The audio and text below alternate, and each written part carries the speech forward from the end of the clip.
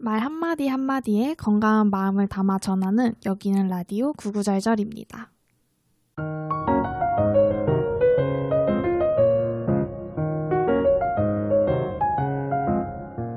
안녕하세요. 세종 FM 98.9MHz 라디오 구구절절의 진행자 세종광역 정신건강복지센터 유리 이아름입니다. 유리쌤, 지난 방송은 잘 들으셨어요? 네, 저희가 지난화가 이제 첫 방송이다 보니까는 듣는 내내도 되게 떨리긴 했는데 그래도 주옥 같은 얘기들이 또 많았지 않았나 그런 자아자찬 얘기를 좀 해봤습니다. 네, 맞아요. 저도 첫 방송이라서 많이 떨렸는데 그래도 주변에서 잘 들었다는 이야기를 좀 정서적으로 지지가 되는 말씀들을 많이 해주셔가지고 좀 나름 그래도 선방했다. 약간 이렇게 생각을 했습니다. 네. 네.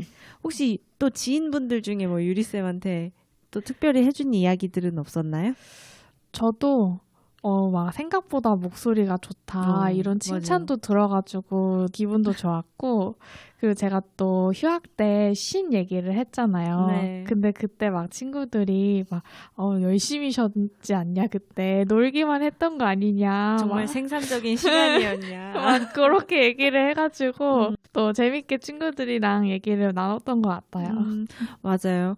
그래도 뭐 대학교 때 그렇게 휴학하고 쉰다는 것 자체가 용기가 없으면 쉴 수가 없잖아요. 그래서 분명 좋은 시간이었을 거라고 생각합니다. 네. 오늘 이제 처음 방송을 들으시는 분들에게 저희 소개를 간단하게 해드리자면 저희는 책을 주제로 정신건강에 대한 이야기를 나누고 있고요. 저희 1화 내용은 세종 FM 너튜브나 세종광역 정신건강복지센터 너튜브에서 지난 방송을 다시 들으실 수 있습니다. 자, 그럼 구구절절 본격적으로 시작해 볼까요? 네. 네. 그럼 오늘의 도서는 무엇인가요? 네, 오늘의 도서는 김소원 작가님의 적당한 거리입니다. 오늘 이 책을 통해 안녕, 나의 모든 감정이라는 제목으로 우리가 느끼는 감정들에 대해서 얘기를 해보려고 해요. 네, 이 책은 사실 적당한 거리, 우리가 사회생활을 하면서 사람들 사이에 있는 사회적 거리를 좀 잘 지켜야 된다라는 느낌으로 저희가 제목을 와닿아서 선정을 하게 됐는데 읽다 보니까 사실은 감정을 다루는 방법들에 대해서 좀 자세하게 설명이 잘 돼 있어서 감정에 대한 이야기를 여러분들께 하면 좋을 것 같다고 생각이 들더라고요. 네, 맞아요. 그래서 저희는 오늘 여러분들께 좀 전달하고 싶은 메시지를 3개로 정리를 해왔어요. 그래서 첫 번째는 첫 감정, 두 번째는 마음 미니멀리스트, 세 번째는 세상에 나쁜 감정은 없다. 이렇게 3가지로 준비를 해왔고요. 오늘 감정 조절이 어려운 분들이나 아니면 내가 조금 화를 잘 내는 편이다 라고 하시는 분들은 끝까지 내용 들어주시면 좋을 것 같습니다. 네, 그럼 첫 번째 첫 감정 유리쌤 9절 읽어주시겠어요? 네, 168페이지에 나와 있는 내용입니다. 감정에 서툰 우리는 기분 나쁜 감정이 올라오면 그것을 억누르기 바쁘다. 내 마음과 행동 사이에서 괴리감이 든다면 가장 먼저 해야 할 일은 어떤 상황이 발생했을 때 내가 느낀 첫 감정을 떠올리는 것이다. 여러분들은 혹시 감정 표현하는 단어에 대해서 어느 정도 알고 계시나요? 내가 아는 감정에 대해서 지금 한번 3초간 떠올려 보세요. 저희도 지금 한번 생각해 볼까요? 네. 저는 오늘 기쁘다? 되게 새로운 거 말할 줄 알았는데. 새로운 거 얘기하고 싶었는데 저희가 좀 시간이 많이 필요해가지고. 좋습니다. 저는 슬프다. 왜요? 제가 오늘 슬픈 건 아니고 이제 감정 단어를 이제 떠오르는 걸 생각해 보다 보니까 그리고 지루하다? 지루하세요? 아니요. 자꾸 이런 단어들만 제가 떠오르는데 그러니까요. 오해세요. 그럼 저는 뭐 상쾌하다? 뭐 황홀하다? 뭐 이런 것들? 그런 척 해봤어요. 저희 오늘 나름 감정 표현이 풍부한데요. 그러니까요. 근데 보통 이제 감정을 요즘은 또 좀 지나긴 했었는데 음. 킹 받는다라는 단어가 유행이었었잖아요. 맞아요. 그게 진짜 뭔가 정신건강 쪽으로는 진짜 안 좋다라는 생각이 들었어요. 왜냐면 모든 감정을 다 킹 받는다로 귀결을 시켜버리니까. 맞아. 네. 그래서 이제 뭐 코로나 때도 코로나 레드라고 해서 분노에 대한 표현이 많아지셨던 것처럼 이제 킹 받는다도 뭔가 사람들이 화가 많아졌나? 이런 생각이 들더라고요. 그래서 저희가 이 첫 감정을 말씀드릴 때도 여러분들이 좀 감정 조절이 잘 안 되시는 분들, 내가 화가 막 날 상황이 아닌데도 갑자기 감정적으로 폭발을 한다든지 욱한다든지 이런 분들은 사실 첫 감정을 잘 들여다보는 게 굉장히 중요하다는 생각이 들었어요. 맞아요. 저희가 보통 이렇게 화내는 상황을 보면은 그 화내는 감정 이전에 수반되는 다양한 감정들이 있거든요. 근데 저희는 그거를 파악하지 못하고 항상 이 화나는 감정에 먼저 이렇게 집중을 해가지고 그거를 막 표출하기 바빴던 것 같은데 사실은 뭐 저희가 이제 예시를 하나 들어드리자면은 뭐 부모님들 같은 경우에 자식들한테 뭐 오늘 뭐 이것까지 해와 뭐 이렇게 했는데 자식이 이걸 하지 않았을 때 처음에는 이제 딱 떠오르는 감정이 화난다 이렇게 오실 수가 있을 거예요. 근데 사실 화난다는 감정 이전에 내 자녀가 오늘 무슨 일이 있었나? 뭐 이런 걱정되는 마음도 있을 수도 있고 아니면 내 말을 무시했나? 해가지고 서운한 감정도 있을 수 있고 이런 다양한 감정들이 있기 때문에 그런 감정들을 좀 파악하는 연습이 굉장히 좀 필요할 것 같다라는 생각이 들더라고요. 맞아요. 그래서 저희가 감정 단어를 떠올려 보라고 말씀드렸던 것도 사실은 내 감정을 잘 정의하는 게 감정을 잘 다루는 방법의 기본 베이스가 되는 거거든요. 내 감정을 잘 정의할 수 있어야 되는데 내가 감정 단어를 잘 다양하게 알고 있지 않으면 다양한 내 감정을 다 파악하기가 어렵잖아요.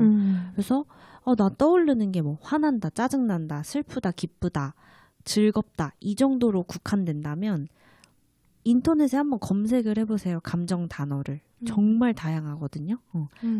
그래서 유리쌤이 말씀해 주신 것처럼 내가 화나거나 어떤 이렇게 극한에 치닫는 감정이었을 때 사실은 그 전에 수반되는 첫 감정이 뭐였는지 서운함이었는지 기대감이었는지 뭐 어떤 실망감이었는지 이런 나의 감정을 잘 들여다보고 파악하는 것만으로도 내 감정을 좀 이렇게 안정시키는 데 도움이 된다고 해요. 맞아요. 저희가 이제 이런 화나는 감정에 대해서도 얘기를 했는데 이런 기쁜 감정도 이렇게 다양하게 생각을 해주시면 좋을 것 같아요. 우리가 행복을 느끼는 감정들도 굉장히 다양하기 때문에 오늘 내가 어떤 것 때문에 기쁜 감정이 올라왔는지 뭐 예를 들어서 선물을 받았다 하면은 뭐 그 사람에게 감동을 받아서 그러니까 뭐 감동받는 감정도 있을 거고 뭐 그 사람이 이렇게 선물 준 거에 대한 사랑스러움을 느낄 수도 있고 뭐 이렇게 또 행복한 감정들도 다양하게 느껴주시면은 더 감정 표현에 풍부해지지 않을까 또 싶네요. 맞아. 쑥스러워서 뭐 고마워 막 이런 거 잘 못하고 그러는 분들 계시잖아요. 그렇죠. 네, 저도 의도적으로 표현을 많이 하려고 노력하는 편인 것 같아요. 그래서 첫 감정, 여러분들이 첫 감정을 잘 파악하는 것이 중요합니다. 감정적으로 너무 격양되면 이성적인 사고를 하기가 힘들고요. 그러면 사실은 내가 잘 될 것도 잘 안 돼요. 그렇기 때문에 나의 감정의 주인은 나니까 내가 내 감정을 잘 들여다보고 잘 조절하셨으면 좋겠습니다. 네, 그래서 저희 첫 번째 메시지는 첫 감정으로 내 감정을 알아차리기였습니다. 네, 그럼 두 번째 메시지에 대해서 또 설명드리겠습니다. 두 번째 메시지는 마음 미니멀리스트인데요. 228페이지에 나와 있는 내용입니다. 울음을 부끄러워할 필요는 없다. 눈물은 한 사람의 가장 위대한 용기, 고통을 참고 견딜 수 있는 용기가 있음을 입증하기 때문이다. 유리쌤은 좀 자주 우세요? 저는 진짜 잘 안 우는 편이에요. 오. 제가 이 얘기를 소개하고 있는 것도 조금 부끄럽긴 한데 맞아요. 저는 사실 저도 우는 거를 되게 부끄러워하는 편이긴 하거든요. 그래서 남들 앞에서 잘 안 울려고 하는 편이긴 해요. 그게 조금 나약하다고 느껴져서 그렇게 되는 건가? 약간 그런 것 같아요. 제가 어렸을 때부터 그 오빠가 있는데 이제 오빠는 남자다 보니까는 어렸을 네. 때 잘 안 울고 그런 걸 좀 보잖아요. 네. 그니까는 괜히 이제 나도 울면 안 된다. 약간 오빠가 안 우니까 나도 울면 안 된다. 이런 거가 학습이 됐는지 어렸을 때도 막 진짜 사소한 걸로 잘 안 울려고 하고 다쳐도 안 울고 눈물을 진짜 꾹 참고 막 이런 거를 오빠한테 배워버렸어요. 맞아요. 보통 사회에서 근데 진짜 장남이나 뭐 장녀분들이나 그다음에 뭐 중년 남성분들도 그렇고 가장 이제 뭔가 책임감이 강한 분들은 좀 감정을 이렇게 드러내는 거에 대해서 좀 어려워하시기도 하고 감정을 드러내지 않는 거에 익숙하신 것 같기는 해요. 근데 유리 쌤은 보기에 오빠의 그런 모습이 좀 멋있어 보였나 봐요.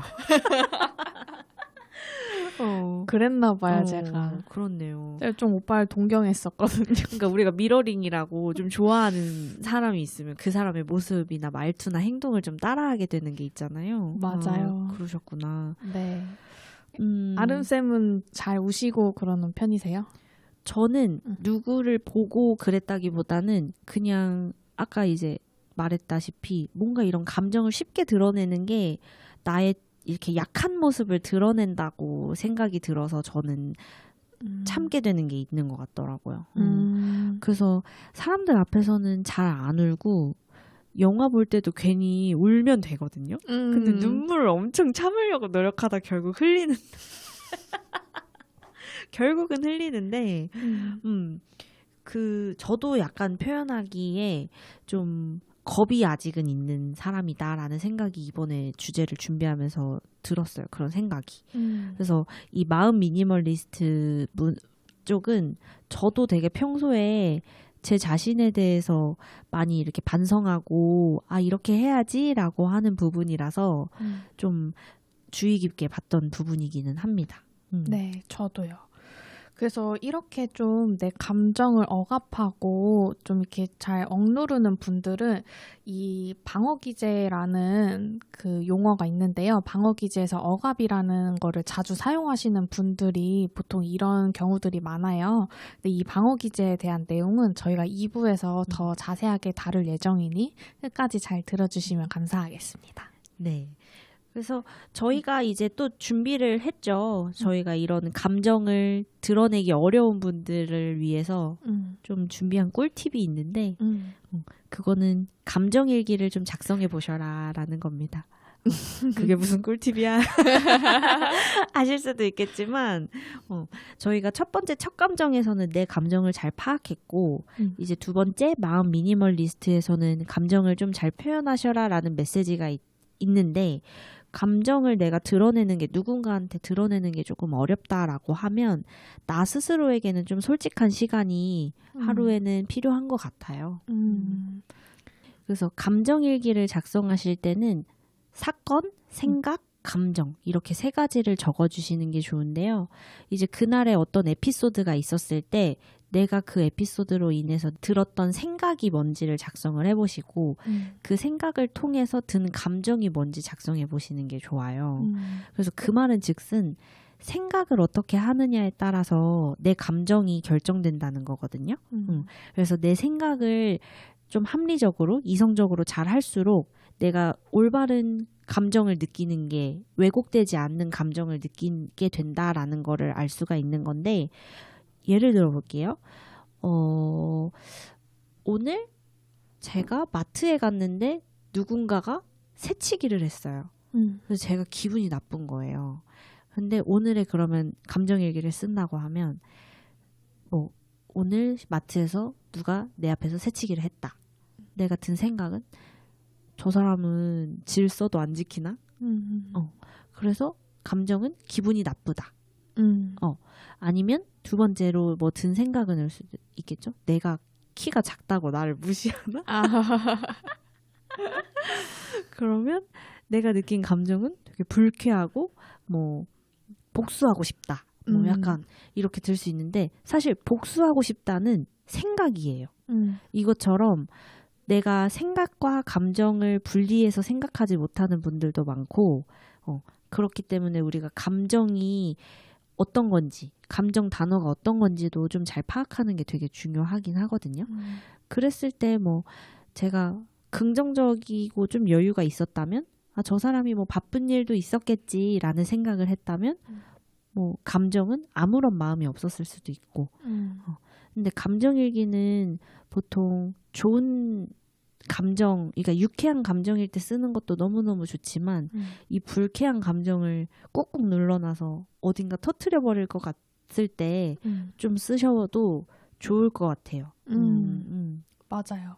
그리고 아까 말씀드렸다시피 그 억압에 대한 방어 기제에 대해서 잠깐 얘기를 해드렸는데 또 이런 분들은 이게 남들이 봤을 때는 이게 화날 만한 상황이고 되게 불쾌할 만한 상황인데도 불구하고 그 당시에는 내가 이게 불쾌한지 화나는 상황인지 모를 때가 있어요. 왜냐면 이 불쾌하고 부정적인 감정을 워낙 억누르는 게 습관이 되신 분들은 이런 상황에서는 나는 화내면 안 돼라는 게 학습이 돼가지고 이렇게 내 감정 표현을 알아차리지 못할 때가 있거든요. 근데 그런 분들도 꼭 이런 연습을 통해서 내가 어떤 상황에서 또 내 안에 있는 내 무의식적인 이 감정들은 어떤지를 잘 파악하는 게 굉장히 중요할 것 같아요. 내 감정과 나의 상태를 계속 인지하고 맞아요. 그런 과정들을 통해서 내 감정의 주인이 되실 수가 있기 때문에 감정일기를 꾸준히 한번 작성해 보는 거를 추천드리겠습니다. 네, 추천드립니다. 네. 그래서 저희가 이제 이 마음 미니멀리스트에서 내 감정을 비우고 이제 내 감정을 좀 표현하는 거를 이렇게 얘기를 드렸는데 이게 뭐 너무 내 감정을 막 옆 사람한테 쏟아내듯이 하라는 말은 아니고요.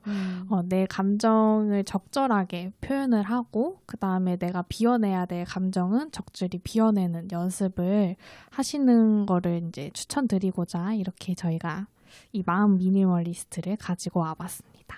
네, 그러면 이제 마지막 메시지. 세상에 나쁜 감정은 없다. 유리쌤 구절 준비된 거 읽어주시겠어요? 네, 마지막 메시지입니다. 213페이지입니다.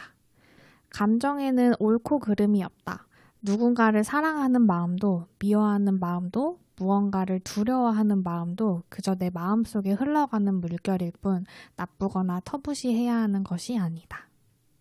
우리가 소위 기쁘다, 행복하다, 상쾌하다 이런 거는 긍정적인 감정이라고 말하고 뭐 슬프다, 우울하다, 뭐 화난다 이런 건 이제 부정적인 감정이라고 이야기를 하는데 사실은 감정에는 옳고 그름이 없어요.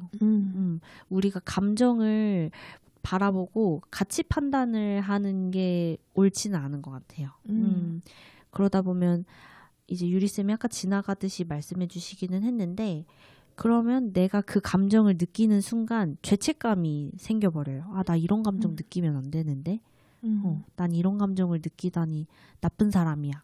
근데 그런 게 자꾸 방어 기제로 나타나서 내가 충분히 느끼고 지나가야 하는 감정임에도 불구하고 억누르게 된다든지 그렇게 되기 때문에 감정을 오롯이 바라보는 게 굉장히 중요해요. 그래서 유리쌤이 또 다음 구절 하나 읽어주시면 너무 좋을 것 같은데 네. 네, 페이지 215쪽에 있는 거죠? 네. 네. 당신이 지금 특정 감정 때문에 마음이 힘들다면 가장 먼저 해야 할 일은 어떠한 판단 없이 그 감정을 관찰하는 것이다. 중요한 것은 당신이 그러한 감정을 느끼고 있고 그 감정이 피해야 할 적이 아닌 오히려 친해져야 할 존재임을 인정하는 것이다. 저도 이 문구를 읽고서 되게 좀 따뜻한 느낌을 많이 받았어요. 내 감정이 되게 다양하게 있고 이거를 내가 오롯이 다 품어도 되는 감정들이구나라는 거를 느낄 수 있었는데 저도 아까 말씀드렸다시피 제가 약간 부정적인 감정을 잘 느끼는 거를 좋아하지 않는 편이거든요. 네. 저도요. 뭔지 모르게 그런 감정은 내가 느끼면 안 될 것 같고 이 감정을 빨리 떨쳐내야 될 것 같은 그런 뭔가 압박이 있어가지고 저도 막 잘 울지 않으려고 하고 슬픈 일이 있어도 빨리 떨쳐내려고 하는 편인데 그 감정을 그냥 오롯이 내가 느끼고 그 순간을 그냥 내가 잘 즐기면은 되지 않을까 또 싶은 생각이 들었어요. 이 구절을 읽으면서. 저는 마음이 계속 심란할 때가 언제냐면 이 책에도 나오거든요. 감정과 행동이 일치하지 않을 때, 그 괴리감이 있을 때 되게 힘들어 하는데 저는 그때마다 감정 일기를 써요. 그러니까 저도 사람인지라 누군가가 미울 때가 있잖아요. 그죠. 근데 미워하면 안 된다는 마음이 있다 보니 그럼 누군가를 미워하는 내 자신이 나쁜 사람이 된 것 같고 그래서 그럴 때 이제 감정 일기를 쓰는 편이거든요. 근데 그런 거에 대한 위로를 주는 이렇게 문장이었던 것 같아요. 그래서 저는 이 215쪽이랑 218쪽 이때 보면 네. 다 형광펜이거든요. 그래서 하나 더 소개해주고 싶은 말이 있었어요. 네. 그래서 여기서는 감정의 타당화 라는 단어가 나오는데 네. 그러니까 그런 감정을 느낄만 하다고 인정해줌. 그래서 이런 내가 느끼는 감정에 대해서 누군가가 그런 감정도 느낄 수 있어 괜찮아 라고 얘기해주는 것만으로도 나를 괴롭히던 감정들이 하나씩 녹아 없어지는 경험을 하게 된다. 그래서 저는 이 작업을 스스로 하고 있는 거죠. 항상 누군가한테 너 그런 감정 느껴도 돼 라는 말을 위로를 들을 순 없으니까 그리고 실제로 친구들이나 뭐 주변 지인분들이 제가 어떤 이렇게 심란한 그 마음을 가지고 있을 때 그런 걸로 위로를 받았던 경험으로 하여금 저도 감정일기를 통해서 그래 이런 것도 이렇게 지나갈 수 있지라고 하면서 좀 저의 마음을 감정을 이해하고 바라보고 이해하고 이렇게 인정하게 되는 과정을 좀 겪고 있어요. 맞아요. 그래서 오늘 저희가 이렇게 전달해드린 메시지가 약간 좀 감정을 잘 표현하지 않는 분들이나 아니면은 좀 감수성이 예민한 분들이나 아니면 약간 뭐 착한 아이 콤플렉스라든지 뭐 그런 분들에게 되게 좀 좋은 메시지지 않을까 싶어요. 그래서 저도 이제 감정 조절이나 감정에 대해서 좀 고민이 많으셨던 분들은 오늘 저희의 준비한 내용들이 좀 도움이 되셨길 바라면서 이제 유리쌤이 또 관련된 노래를 하나 준비해 주셨죠? 네. 그래서 오늘의 곡은 디오의 괜찮아도 괜찮아입니다. 노래 듣고 올게요.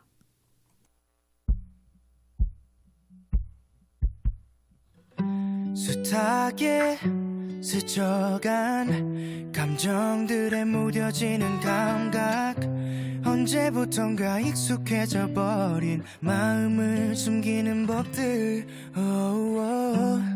난 어디쯤 와 있나 앞만 보고 달려오기만 했던 돌아보는 것도 왠지 겁이 나 미뤄둔 얘기들 시간이 가든 내 안엔 행복했었던 때론 가슴이 저릴 만큼 눈물겨 날도 매일같이 뜨고 지는 태양과 저 달처럼 자연스레 보내 때론 울고 때론 웃고 기대하고 아파하지 다시 설레고 무뎌지고 마음이 가는 대로 있는 그대로 수많은 별이 그랬듯이 언제나 같은 자리 제 몫의 빛으로 환하게 비출 테니 숨기지 말고 너를 보여줄래 편히 네 모습 그대로 그래 괜찮아 괜찮아도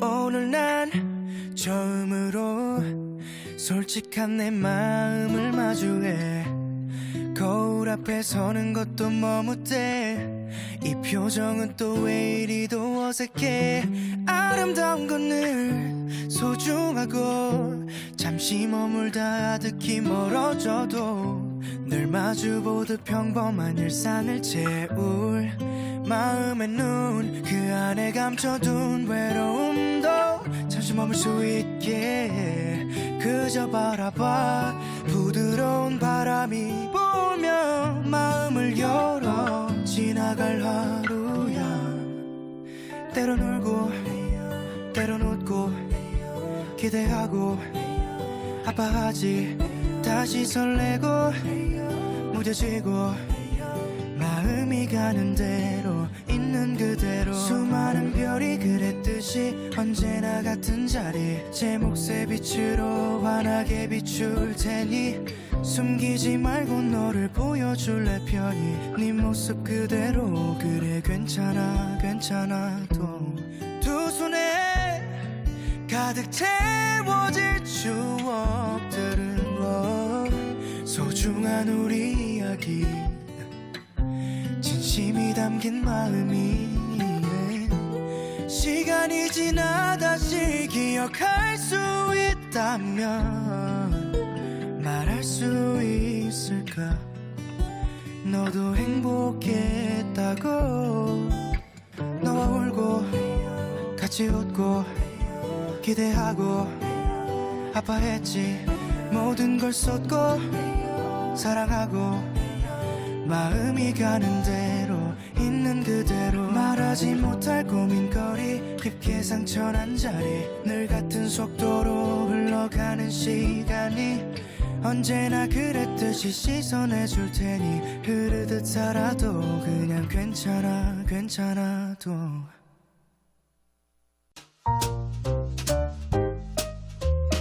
2부 별책부록 시간이 돌아왔습니다. 오늘의 별책부록 주제는 내 마음을 지키는 방패입니다. 내 마음을 지키는 방패. 무슨 의미죠? 네, 저희가 막 불안하거나 스트레스 받는 상황에서 자아를 보호하거나 긴장을 완화하기 위해서 사용되는 무의식적인 반응을 방어기제라고 해요. 그래서 이 방어기제를 저희가 내 마음을 지키는 방패라고 네이밍을 해가지고 주제로 가져와 봤습니다. 네, 맞아요. 방어 기제가 좀 심리 용어라서 많은 분들이 좀 생소하실 수도 있기는 한데 이제 저희가 TV에서 요새는 심리를 다루는 프로그램도 많아졌고 해서 좀 익숙하신 분들도 있을 거예요. 그럼 추가적으로 이 방어 기제의 역할을 조금 더 설명드리면 이제 스트레스를 받거나 불안한 상황에 발동하는 무의식적인 그 기제다 보니까 불안을 감소시켜서 좀 긍정적인 사회적 결과를 보이기도 하고 좀 일상생활에서 사회에 적응하는 것도 도움이 되기도 하는데 다만 너무 한 가지만 과도하게 사용할 경우에는 정신병리적 기능도 내포하고 있어서 이제 병원에서 정신과적으로 좀 치료가 필요하다라고 보이게 될 수도 있다고 해요. 그래서 현실에 잘 적응하는 사람들은 융통성 있고 여러 가지 방어 기제를 다양하게 사용하는 반면 그렇지 않은 경우에는 한두 가지 방어 기제만 좀 고착적으로 사용하는 경우가 있기 때문에 그런 때는 내가 어떤지 좀 잘 점검해 봐야 되지 않을까 해서 오늘의 방어 기제도 잘 들어주시면 좋겠습니다. 네. 그래서 이 나의 방어 기제가 무엇인지를 알면은 나의 감정이나 행동에 대해서 더 잘 이해할 수 있고 또 타인과의 관계에 있어서도 내가 좀 어떤 패턴을 가지고 있는지 파악할 수 있거든요. 그래서 이번 기회에 나의 방어 기제는 무엇인지에 대해서 알아가는 시간이 되시면 좋을 것 같습니다. 네. 그리고 방어 기제는 프로이트 이론에서 시작이 됐는데 이제 안나 프로이트라는 심리학자가 4가지 분류로 다시 재정의하면서 오늘은 저희가 그 분류대로 설명을 드릴까 해요. 첫 번째는 자기애적 방어기제, 두 번째 미성숙한 방어기제, 세 번째 신경직적 방어기제, 네 번째 성숙한 방어기제 이렇게 분류되어 있는데요. 유리쌤이 하나씩 좀 설명해 주시겠어요? 네. 그래서 먼저 자기애적 방어 기제는 이 네 가지 분류 중에서 가장 낮은 수준의 방어 기제라고 볼 수 있어요. 그래서 가장 미성숙하고 정신병적인 방어 기제로 현실을 좀 부인하거나 현저하게 왜곡하는 형태로 주로 소학이나 정신병적 장애를 가진 사람에게서 많이 이제 발생이 된다고 해요. 근데 그렇다고 해서 모든 그런 사람들이 이걸 사용하면은 뭐 정신증을 가지고 있냐, 그거는 절대 아니고요. 그냥 그 네 가지 방어 기제 중에 가장 낮은 수준의 방어 기제이다라고 이해해 주시면 될 것 같아요. 그래서 처음 소개해드릴 방어 기제는 부정이라는 방어 기제입니다. 이 부정은 현실에서의 고통을 좀 인식하는 거를 회피하고자 처음부터 그 일이 없을 거다, 그 일은 일어나지 않은 거다라고 무의식적으로 그 사건을 부인하는 방어 기제라고 볼 수가 있어요. 그래서 하나 예를 드리자면은 뭐 배우자나 애인의 바람을 그 사실을 알매도 불구하고 우리 애인은 그러지 않을 거야, 우리 배우자는 뭐 바람을 피지 않았을 거야라고 하면서 현실을 아예 부정해버리는 그런 케이스를 또 이 예시로 들 수 있을 것 같아요. 그래서 유리쌤이 알려준 어떤 예시에 좀 저희가 그 친숙하게 느낄 말이 그러니까 소위 흐린 눈 한다고 하잖아요. 네, 그런 거를 좀 부정의 의미로 좀 알아주시면은 쉬울 것 같아요. 맞아요. 막 그럴 리 없다, 막 이렇게 얘기하고. 맞아요. 그리고 멜로가 체질 드라마 봤을 때 거기서 남자친구의 죽음을 받아들이지 못해서 남자친구가 계속 나타나거든요. 근데 나타나는 게 끝이 아니라 좀 힘든 상황에 나타나서 계속 그 남자친구한테 고민 상담도 하고 그래요. 그래서 그 남자친구가 환시였다는 거를 되게 드라마 나중에 진행되고 나서 알게 되거든요. 근데 그것도 남자친구의 죽음을 받아들이지 못해서 그 충격적인 사건을 받아들이지 못해서 부정이 만들어낸 환시가 아니었나 그렇게 생각해 볼 수 있습니다. 맞아요. 그래서 이처럼 좀 부정은 내가 그 사실을 감당하기 어려울 때 많이 사용되는 방어 기제라고 보시면 될 것 같아요. 그래서 두 번째로 또 소개해드릴 방어 기제는 왜곡입니다. 이 왜곡이란 방어 기제는 자신의 좀 내부에 있는 욕망을 현실로 고쳐서 행동하는 건데요. 좀 쉽게 설명을 드리자면은 지금 내가 경제적인 상황이 어려운데도 불구하고 SNS에 뭐 나 좀 잘 살고 있다, 아니면은 뭐 돈을 소비를 많이 하고 있는 게시글을 올린다든지 그런 식으로 나의 현재 상태를 좀 왜곡해서 표출하는 경우를 이 왜곡의 방어 기제를 사용한다라고 또 볼 수 있을 것 같아요. 왜곡은 더 망상적인 사고를 할 때가 많다고 하네요. 그 평소에도 저희가 왜곡이라는 방어 기제를 쓰는 경우가 투자를 해서 1억을 잃었는데 그래도 100만 원은 내가 가졌으니까 괜찮아, 이런 것도 왜곡의 한 형태라고 해요. 이런 분들은 주변에 꽤 있는 것 같아요.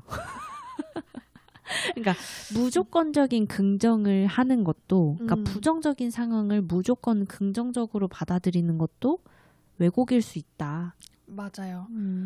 그렇게 또 이해를 해주시면 될 것 같고요. 그 마지막 자기애적 방어 기제 중에 투사에 대해서 또 설명을 해드릴게요. 이 투사는 자신의 결점이나 내가 좀 받아들이기 어려운 그런 단점이나 행동들을 타인에게 돌리는 거예요. 그래서 자존감이 많이 낮아져 있고 자아가 약해져 있는 사람들에게서 많이 나타나는 방어 기제 중에 하나입니다. 가장 쉬운 예로 뭐 잘못되면 조상 탓, 이런 얘기가 있을 수 있고, 또 현실에서 조금 더 직접적으로 와닿는 예시를 드리자면 직장 뭐 상사가 나를 뭐 혼냈어요. 너는 뭐 기획 능력이 떨어진다.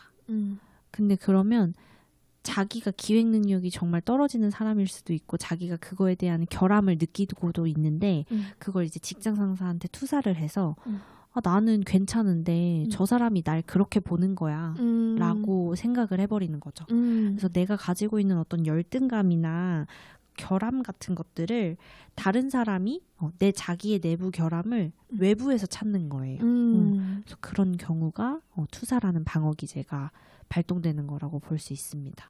네, 다음 단계는 미성숙한 방어 기제인데요. 미성숙한 방어 기제는 현실 이해를 왜곡하지는 않지만 그 욕망이 충분히 좀 통제되지 않고 뭔가 좀 변형이 되어가지고 분출되는 형태라고 볼 수 있어요. 그래서 이 방어 기제는 주로 청소년기나 아니면 일부 인격 장애를 이제 가지고 있는 분들에게서 많이 나타나는 방어 기제라고 볼 수 있습니다. 그래서 첫 번째로는 행동화가 있어요. 그래서 행동화는 무의식적인 이 소망이나 충동이나 이 감정들을 바로바로 표출하는 거를 이 행동화라고 볼 수가 있는데요. 뭐 예를 들면은 음식점에서 음식이 늦게 나올 때 종업원한테 바로 그냥 화를 내는 경우 뭐 이런 것도 행동화의 방어 기제라고도 볼 수가 있고요. 또 어떤 예시가 있을까요? 뭐 친구가 나를 짜증나게 했다고 친구를 때리고 싶어도 때리지 않는 것처럼 이제 성숙한 사람은 잘 그렇게 감내를 하면서 살지만 행동화라는 방어 기제가 나오는 분들은 그냥 진짜 내 감정을 그대로 행동으로 표출을 해버리는 거예요. 그래서 때리고 싶으면 때리고 욕하고 싶으면 욕하고 그런 것들도 행동화 중 하나라고 해요. 맞아요. 네. 그리고 다음으로는 저 수동공격성에 대해서 설명을 드릴게요. 이 수동공격성은 다른 사람에 대한 공격성이나 불만을 그대로 표현하지 않고 좀 둘러서 자신의 감정을 표현하는 거라고 볼 수가 있는데요. 그 충청도식 유머가 있잖아요. 네. 그거를 여기다 네. 비유한 게 너무 신기하고 그랬어요. 맞아요.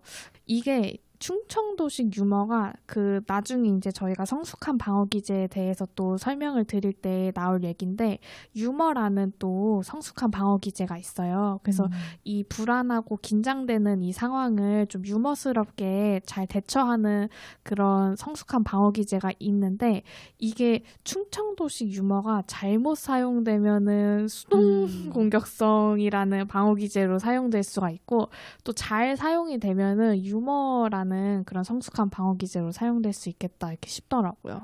맞아요. 요즘은 충청도식 말투가 이제 충청도식 유머라고 소비되는 게 저는 좀 신기한 그 지점도 있었거든요. 왜냐면 저는 충청도 사람인데 어릴 때부터 그 충청도 말투가 조금 불편할 때가 있었어요. 왜 이렇게 빙 둘러 말하지?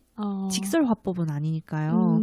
그래서 그랬었는데 이렇게 유머로 소비되는 거 보고 저도 불편하지 않게 그걸 이렇게 그 말투를 듣게 됐고 뭐 예를 들면 그런 거 있잖아요. 뭐 저를 막 추월하려고 하는 차 보고 뭐, 아유 그럼 어제 출발하지 그랬슈 막 이러거든요. 그런다든지 아니면 뭐 물건을 막 화가 나서 물건을 쾅쾅 내려놓는 사람들을 보면서 아유 뭐 그래가지고 부서지거슈 막 이렇게 그래서 그러니까 뭐 너 화가 났니? 라고 물어주지 않는 거에 대한 아니면은 뭐 기분 나쁜 일이 있었어? 그렇게 뭐 물건을 내려놓지 마 이런 느낌이 아니라 뭔가 그런 게 저는 뭔가 불편하게 와닿았었는데 이게 이렇게 유머로 소비되니까 저도 유머로 소비를 하게 되더라고요. 네. 맞아요. 그래서 이 충청도식 화법을 또 잘 모르는 분들이나 아니면 또 그거를 받아들였을 때 기분 나쁘지가 않다면은 이게 유머로 잘 이게 승화가 됐다고 볼 수가 있는데 만약에 말하는 사람도 나의 불편한 감정을 아예 숨기고 의도를 아예 숨기고서 얘기를 한다든지 아니면 듣는 사람도 그게 불편하다든지 하면은 그게 수동 공격성의 방어 기제를 사용했다라고 또 볼 수가 있을 것 같아요. 네, 추가적으로 더 설명을 드리면 직장 생활에서도 이런 분들이 많다고 해요. 그래서 직장 상사가 싫은 거예요. 그래서 상사가 하는 말엔 상사가 이제 지시를 하면 말로는 내라고 하는데 행동은 안 하는 거죠.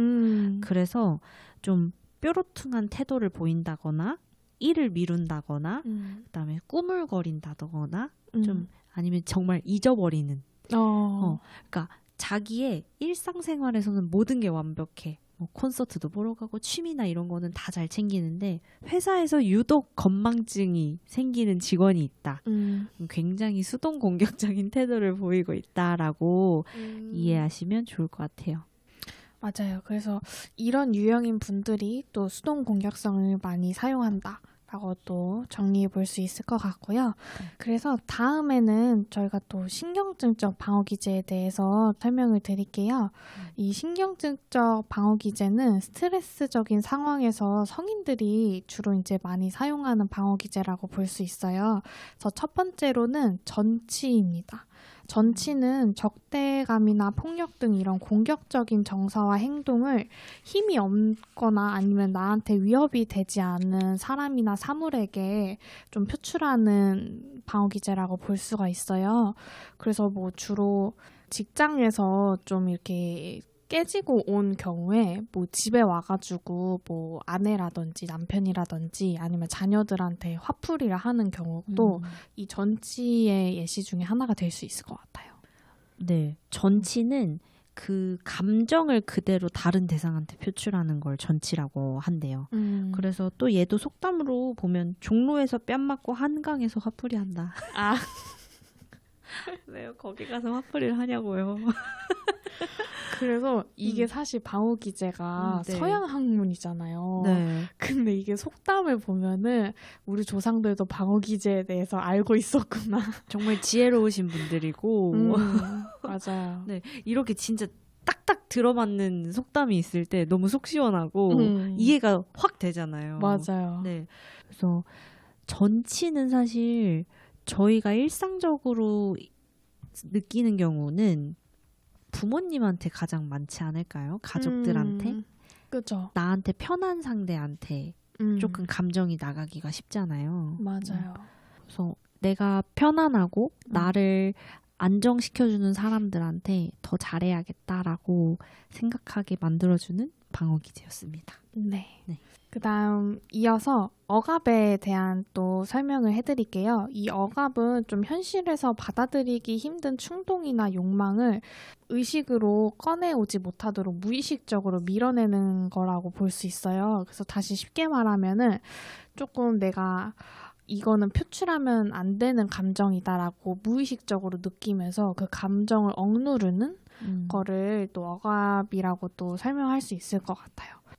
예시가 이제 하기 싫은 과제 잃어버리는 경우도 억압의 하나래요. 진짜요? 네. 오.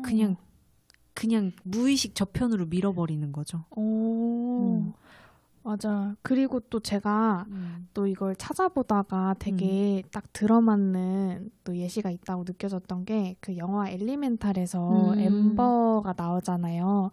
근데 엠버가 뭔가 자기는 좀 다른 일을 하고 싶어 하는 그 욕망이 있는데도 불구하고 그걸 무의식적으로 꾹꾹 눌러 담으면서 그 아빠의 가게를 물려받고자 하는 그거를 계속 생각을 하고 있는데 근데 그 와중에 계속 막 무의식적으로 이렇게 화가 막 치밀어 오르는 게 영화 속에서 이렇게 좀 표현이 되잖아요. 네. 근데 이게 억압이라는 게 계속 내가 좀 화날 만한 상황이거나 아니면 표출해야 되는 감정인데도 불구하고 그거를 인정하지 않고 아니면 인식하지 못한 채 내가 계속 억누르게 되면은 오히려 생뚱맞은 거거나 아니면 사소한 일에 좀 감정을 폭발하는 게 이제 행동화로 나타날 수가 있고요. 그다음에 아니면 다른 사람에게 화풀이하는 아까 말한 전치 이런 식으로도 또 사용이 될 수가 있어요. 그래서 이처럼 좀 내가 한 가지 방어기제를 사용하는 게 아니고 이 한 가지로 인해서 여러 가지의 또 방어기제가 나올 수가 있습니다. 억압에 대한 예시를 유리쌤이 들어주면서 저는 이걸 든 생각이 우리나라는 화병. 화병이 이 억압으로 인해서 생긴 병이겠구나라는 생각이 들었어요. 요즘은 많이 줄어들었다고는 하는데 예전에는 이제 많은 이제 저희 어머니 때 분들이 시집살이를 많이 하셨잖아요. 그래서 그때 이제 감정들을 다 표출하지 못하시고 꾹꾹 눌러 담으시고 이런 것들이 이제 갱년기 정도 됐을 때 그때 갱년기 우울증이나 뭔가 억압된 그 합병으로 오는 경우가 많아서 좀 그런 경우가 생각이 났어요. 그래서 이제 고통스럽거나 위협적인 충동 감정 등이 무의식 속으로 이제 추방이 돼서 의식화되는 걸 막아주는 건데 특히 죄책감이나 수치심, 자존심을 상하게 하는 경험일수록 억압하기 쉽다고 해요. 근데 맞는 것 같아요. 맞아요.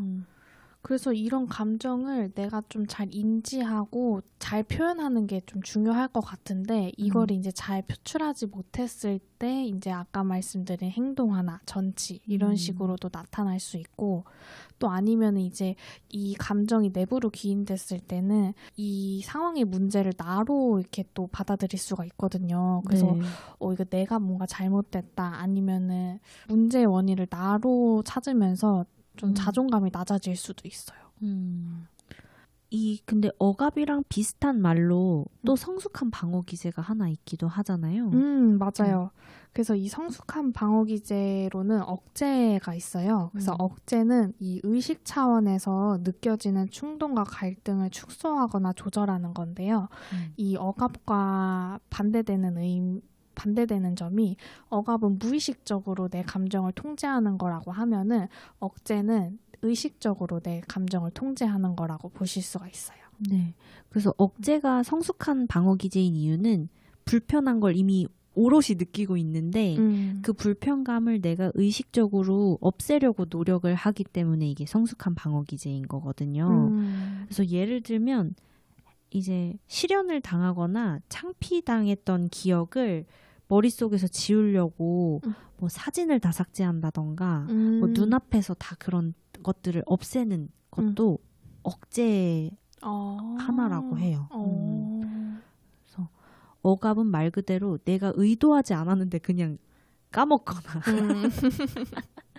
그러는 것들이 억압이고 억제는 조금 더 성숙하게 반응하는 거를 억제라고 한다고 합니다. 네. 그러면은 마지막으로 성숙한 방어 기제에 대해서 설명을 드릴게요. 그래서 성숙한 방어 기제는 건강한 성인에게서 나타나는 방어 기제이고요. 아까 말씀드린 유머가 또 그 대표적인 예일 것 같아요. 그래서 유머는 또 불쾌하고 기분 나쁘거나 아니면 뭐 화나는 그런 불쾌한 감정들을 상대방이 이제 무안을 주지 않을 정도의 농담으로서 웃어 넘기는 태도를 유머의 방어 기제라고 볼 수 있을 것 같아요. 저는 그래서 장도연님 되게 좋아하거든요. 네. 뭔가 불쾌하지 않은 유머를 잘 하시고 그 상황을 되게 잘 대처하시는 게 뭐 외모나 이런 거에 대한 뭐 비하하는 농담은 기분 나쁠 수도 있는데 그걸 되게 유머로 되게 잘 받아치시고 저는 그런 게 되게 멋있더라고요. 맞아요. 저도 그래서 이 유머를 잘 사용하는 분들을 보면은 진짜 매력적이다라는 게 느껴지는 것 같아요. 맞아요. 사실 그 긴장되는 상황이 나뿐만이 아니고 상대방도 긴장이 같이 되는 상황이잖아요. 근데 그거를 뭔가 잘 풀어나간다는 그 기술이 진짜 대단한 것 같긴 해요.